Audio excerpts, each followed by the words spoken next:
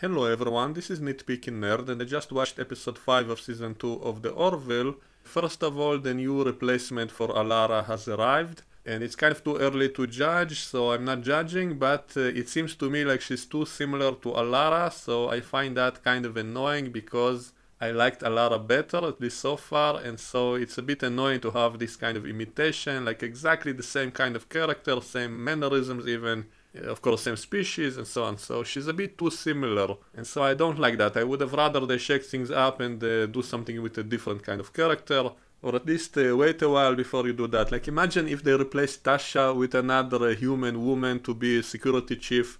Imagine if they just brought a different blonde woman with short hair, like looking almost the same, to replace Tasha. That would have been kind of strange, and so they should not have done a copy of Alara, in my opinion. She is a little bit different, and it's not that I disliked her, maybe she will be better than Alara, I guess we'll wait and see, but I would have rather they kind of shake things up a little bit. Also, it would have made Alara more special. We would have fondly remembered her from season 1 as that unique character with the special powers, so maybe it's not a good idea to replace her with such a similar character right away. Maybe wait a while before you do that, and maybe it's better to shake up the crew. So anyway, Bortus and Kelly have a birthday, and I immediately started thinking how will they copy that scene with Worf's party from TNG, but luckily they didn't do that. One of my complaints about this show is that sometimes they copy Star Trek, so I was pleasantly surprised that it wasn't an exact copy, and I think this episode most closely resembles the TNG episode First Contact, because it did have a lot of similar things, but it was different enough, so I'm not really complaining about this, I'm just pointing this out, because that's what I love doing. But in that TNG episode it was very similar kind of setup, like a civilization which reached a warp drive. Here it's only the communication, but it's a similar idea, and the episode starts showing the office of the leader of that planet, and then Starfleet makes contact with the planet as a result. And in TNG it was Riker who was arrested by the authorities, and then Picard kept trying to convince the Chancellor to release him, and there's a whole bunch of scenes of Picard coming to his office trying to reason with him. And we have a lot of similar scenes here with Bortus and Kelly getting arrested, and then Ed constantly comes to the Chancellor to try to convince him. So there are a few similarities, but it's not an exact copy of the plot, it's just kind of inspired by it, but it's doing its own thing, so that's a good thing. It feels more creative, more fresh. There was a Bortus moment which was kind of similar to a Worf moment, when those people were showing them their antenna, and one of the scientists kind of looks at Bortus, and then Bortus kind of thinks for a moment and says, very impressive. That reminded me of a Worf moment when he visited some planet and they gave him tea, and then asked him how the tea is, and then also he kind of looked around for a moment and then said, nice tea, nice house. So that was a similar kind of moment, but different. So I'm not really complaining, don't get me wrong, I'm not complaining about these similarities. I love these kind of similarities if it's not an exact copy. So this time it does feel like an original story, only slightly similar. And as for the plot itself, this is exactly the kind of stuff that Star Trek used to do. And not just Star Trek, by the way, also other shows like Stargate or Sliders, or before that the Twilight Zone, showing us kind of strange what-if scenarios, like all kinds of strange political or sociological questions, what if, and something strange, and a lot of times it was kind of a metaphor to real-life problems, like an exaggerated way, with some similarities to something real in our society, but exaggerated to bizarre levels just to make a point of how stupid it is. And so usually with Star Trek they were always poking fun at religion a lot of times, and the Orville also did that in that episode in which it did copy Star Trek a bit too closely. And so they did something similar here, but this time they were poking fun at astrology. They were showing what if a society is completely ruled by astrology and everybody believes that astrological signs are the most important thing, and they make their decisions based on that. So it's a little bit kind of too bizarre, but that's okay because it's a comedy show. That's why I'm willing to accept the most crazy ideas. Like if this was done in a serious Star Trek show, I would have said this is too ridiculous to be taken seriously. But in this show it works because it's a comedy show, so they can do whatever bizarre stuff they want to do, and I'm okay with that. And so I do like this episode. There was a moment in the middle when the plot was revealed, like for a few seconds I kind of wasn't sure if I like this, because it's kind of too stupid to be believable. I mean, these people just encountered aliens from a different solar system, so shouldn't they know they have different stars? And so it didn't really make sense. So for a minute or two I wasn't sure if I liked this idea, because it just was too bizarre, too ridiculous. Also the way they set it up, it was kind of, at first you don't know what's going on exactly, so it was a little bit unclear. I kind of guessed it like a second before they explained it, but still. Like for the first few moments when they were insulted by the idea of a birthday, I thought that no one on the planet is getting born. Maybe it's offensive for them to get born out of a vagina. That's where they do in the C-sections. So I didn't get it was about the astrology. And also because it's just so stupid for them to be welcoming aliens and yet treat them, and also how they automatically assume that these aliens follow the same kind of rules. And so it was a little bit too bizarre. It also reminds me of the episode Justice, in which Wesley was arrested and almost executed because he stepped on the grass. And that planet had bizarre rules that anything you do wrong, you immediately get executed. And those people expected the visitors from another planet to somehow know their rules. And so it was a bit ridiculous as well. And so for a minute or two, I wasn't sure if I actually liked this whole idea. But then I kind of accepted it and moved on. And then it did become interesting. So anyway, Bortus and Kelly get thrown into a concentration camp of people who were born in the wrong month. And they all wear that astrological symbol. So this is an obvious metaphor to the Holocaust, you know, the Jews wearing the yellow star to identify them. And here they all wear the astrological sign and they are kept in this concentration camp. At least they don't kill them, I guess, so they're not as evil as the Nazis. They just isolate them, but still it's the same kind of idea. So this is supposed to be a metaphor to real life oppression and stuff like that. So for a moment, a part of me was even a little bit annoyed. I was thinking to myself, why not just make an episode about racism and stuff like that? But the more I think about it, the more I actually do like it, because it is good as a metaphor, because it shows us, like, we view this episode as these aliens are so stupid that they would do such a thing because of something so insignificant and stupid, like when a person was born, what astrological sign he is.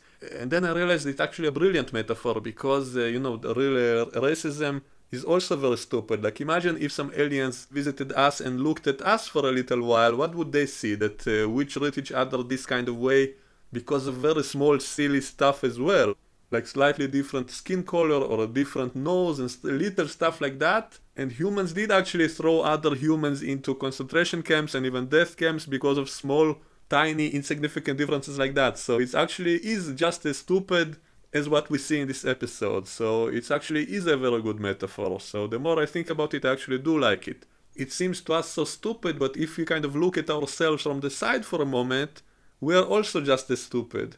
And maybe that's why no aliens made contact with us. If they saw what we're doing to each other, then obviously we are a very barbaric and primitive species, that we kill each other because of some small, insignificant, stupid reasons, often not true reasons, based on absolute BS sometimes. And so that's why this episode is a good episode, in my opinion, even though somewhere in the middle I wasn't so sure. It was a bit too ridiculous, but the more I think about it, we as a species really are ridiculous, and so that's why it is a very good metaphor. And also, people today actually do believe in stuff like astrology and all kinds of stuff which makes no sense, and they do judge other people for that. And so I have no problem at all with this episode poking fun directly at astrology, because I do think it's stupid, and I think stupid things should be called out. We shouldn't be afraid to offend someone or his belief simply because he might get offended. I think scientific truth should be more important than people's feelings, and so if something is incredibly unscientific and stupid, then it should be called out and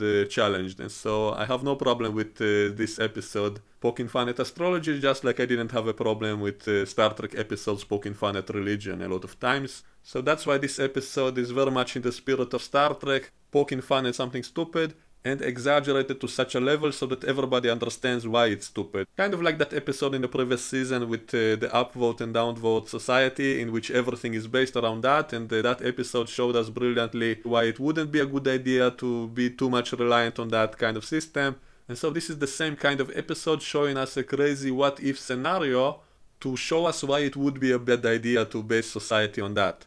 Like, imagine if people like that actually were in power, and how crazy would that be? And sadly, our society in real life, like, something like that might actually become a reality. So it's a good thing to have a warning of such things and to show these kinds of shows to kids so that they will understand why certain ideas are stupid. And also because it's a comedy show, so they can do something crazy and it's also entertaining at the same time.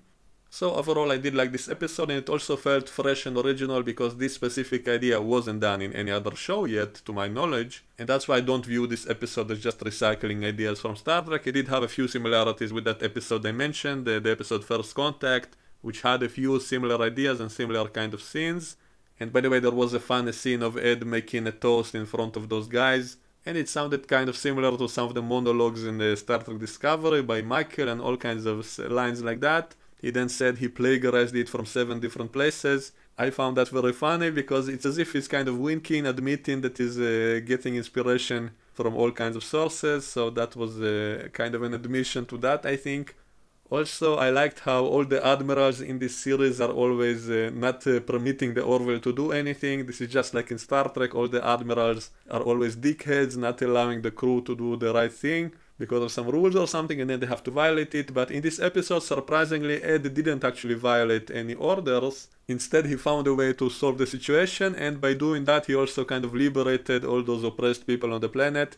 Basically, they set up a fake star to make those people change their beliefs, and that way they freed all those prisoners. So that's also kind of a nice thing, which was done more on Stargate than Star Trek. Star Trek had that stupid Prime Directive, which a lot of times didn't make sense. It kind of made them uncaring about all kinds of people, even though it did have its own logic, and a lot of times some episodes were really good about that, but a lot of times not so much. But in Stargate, for example, they always kind of liberated people on other planets from some kind of injustice or oppression. They always made some kind of change, or at least kind of planted the seed for a change. And in Star Trek also, they couldn't intervene directly, but they did often kind of do a small change and kind of left a seed for change, for a revolution later. And even in that episode I mentioned of the Orville majority rule, also they kind of convinced that one woman to change her ways, and we can imagine that maybe she will influence others, and that will kind of be a seed for change for the better.